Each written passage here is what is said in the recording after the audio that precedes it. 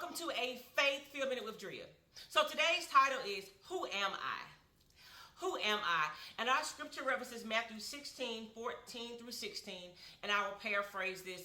Jesus poses a question to his disciples. He says, hey, who do men say that I am? Better yet, who do you say that I am? So they begin to answer. Some say you're Elijah. Some say you're John the Baptist. But we see here that they did not have the correct perspective of who Jesus really was. Finally, the Father reveals to Peter, hey, thou art the Christ, the Messiah, the Son of the living God. And as the disciples begin to get the correct viewpoint and perspective of who Jesus really is, that's when Jesus begins to reveal more of his destiny. He reveals that he's going to have to suffer. He reveals that he's going to have to go and get crucified and die. And it was so vitally important that they actually knew who Jesus was, beyond the prophet, beyond the teacher, beyond the healer.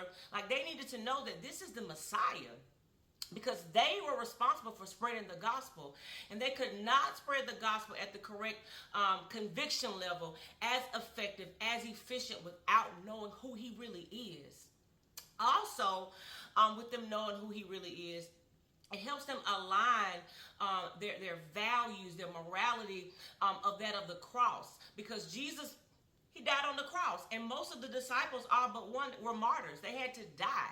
So what does that mean to you? That means that as Jesus is revealed, more of him is revealed to you. There's some aspects that have to die. There's some ego deaths, right? You're going to have to die to a certain extent, but that's okay, because we have the correct perspective of who he really is, and we know that death is not the end.